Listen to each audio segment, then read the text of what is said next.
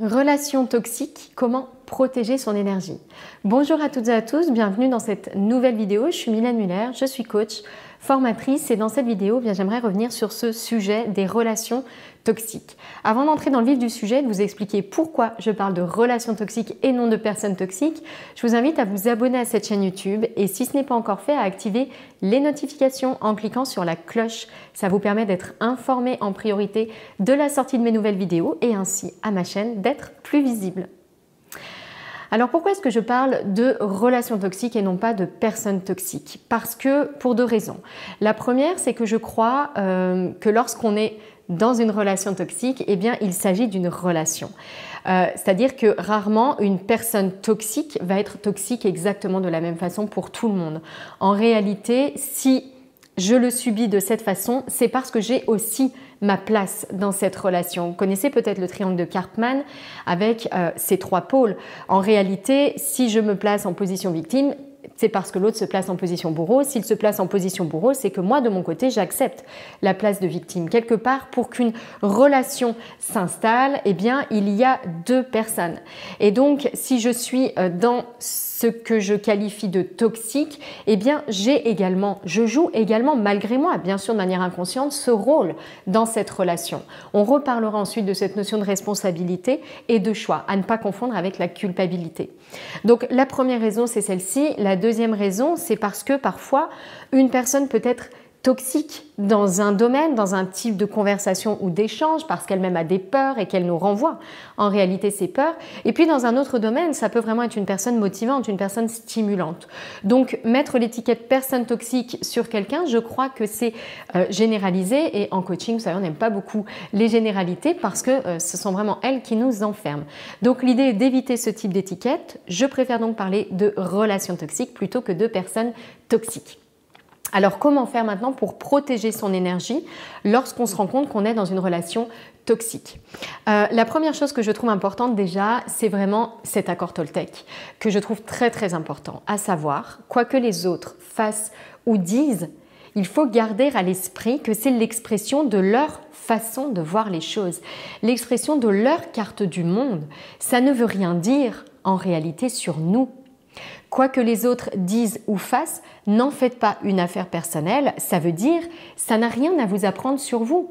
Que telle personne trouve que ce chemisier est joli, que telle autre personne trouve que ce chemisier n'est pas beau, ça ne veut rien dire sur la réalité de ce chemisier. Il ne peut pas être à la fois beau et pas beau, si ce n'est dans les cartes mentales subjectives de chaque personne. Et donc, ça ne dit rien de plus en réalité sur ce chemisier. C'est la même chose quand vous recevez une critique. Moi, il m'est déjà arrivé en une seule journée d'avoir d'un côté un compliment incroyable et de l'autre une critique incroyable. Et pour autant, je fais la même chose et je suis la même personne. Donc, ce que les autres disent, ce que les autres font, les critiques, les jugements qui sont émis, etc., les remarques sur vous, ça n'a rien à vous apprendre en réalité sur vous. Ça ne dit rien de vous. Ça n'enrichit pas l'information sur qui est Mylène. C'est juste l'expression d'un avis extérieur à vous, un avis qui dépend de tout un tas de choses. Carte mentale, on parle de carte mentale de la personne qui est en face de vous. Donc, la première chose, c'est vraiment d'avoir à l'esprit cet accord Toltec. N'en faites pas une affaire personnelle. Par contre, deuxième chose, et c'est là que je trouve que cet accord Toltec souvent est mal compris, en revanche, votre façon de réagir aux critiques, ce que cela provoque en vous, ça a beaucoup de choses à vous apprendre sur vous. Les émotions que vous ressentez quand quelqu'un vous critique, ça a beaucoup de choses à apprendre sur vous. Et donc, si une personne vous lance une critique et que cette critique-là, elle crée quelque chose d'incroyable, comme une bourrasque en vous, alors là, il y a vraiment des choses à observer. Il y a vraiment des messages à entendre, il y a une émotion intégrée, il y a une blessure intégrée, il y a vraiment quelque chose à libérer.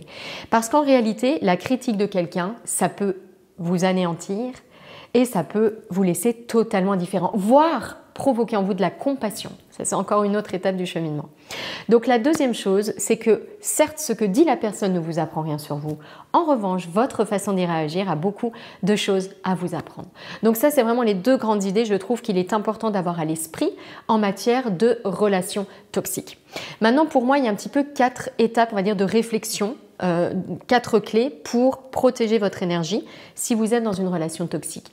La première, c'est vraiment de prendre des distances, de préserver votre espace pour préserver votre énergie. Prendre vos distances. Chaque fois que je dis ça, je soulève tout de suite une grande interrogation. Oui, mais moi, j'ai pas le choix. Donc ça, on en reparlera un petit peu ou pas. Je vais en fait en parler tout de suite. On a toujours le choix. On a toujours le choix. L'idée ici est de bien réaliser que je n'ai pas le choix, c'est une croyance. On a toujours le choix.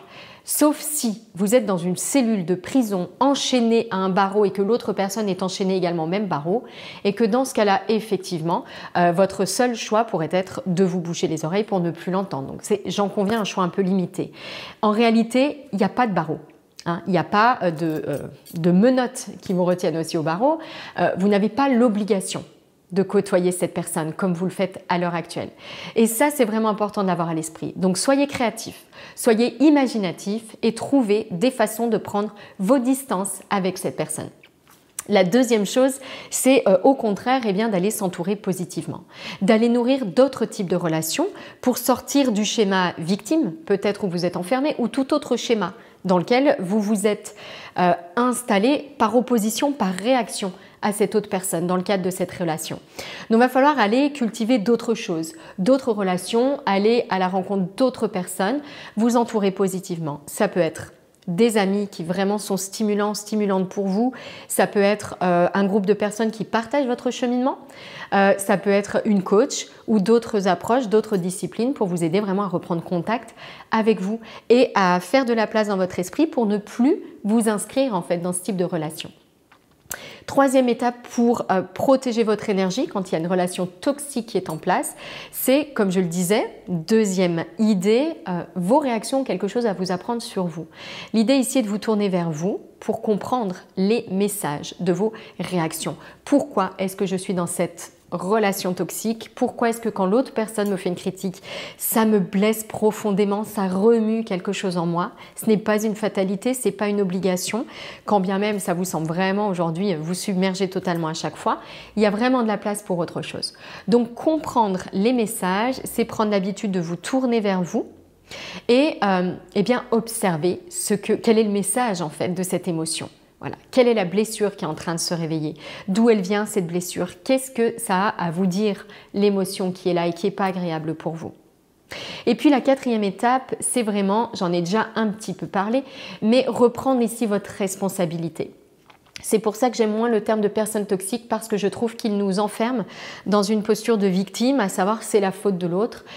En réalité, on a toujours, en fait, on est partie prenante d'une relation. Et donc, la question ici, c'est reprendre votre responsabilité. Alors, peut-être que ça vous agace ce que je dis, peut-être que ça soulève quelque chose en vous, mais n'importe quoi, moi, j'ai pas le choix, et il est pervers, etc., et c'est pas de ma faute. Je crois qu'en se disant en permanence que ce qu'on vit n'est pas de notre faute, on ne reprend pas notre pouvoir, au contraire, on va s'enfermer dans quelque chose de pesant. Donc même si c'est un petit peu désagréable, s'il vous plaît, c'est de passer outre cela en vous disant « Ok, bon, tout n'est pas de ma faute, bien évidemment, ce n'est pas la question, mais quelle est ma responsabilité ici et quel choix est-ce que je peux faire? Comment est-ce que je peux reprendre ma place ?» Et encore une fois, si vous avez le sentiment que vous n'avez pas le choix, si vous avez le sentiment que ce n'est pas de votre faute, que vous êtes enfermé, bah là, il va falloir travailler sur cette croyance-là. Travailler sur cette croyance de vous avez vous aussi un pouvoir créateur. Vous avez le pouvoir de changer la vie que vous menez et de vivre la vie qui vous ressemble. Et vraiment travailler sur cette croyance-là en priorité, ça va être indispensable.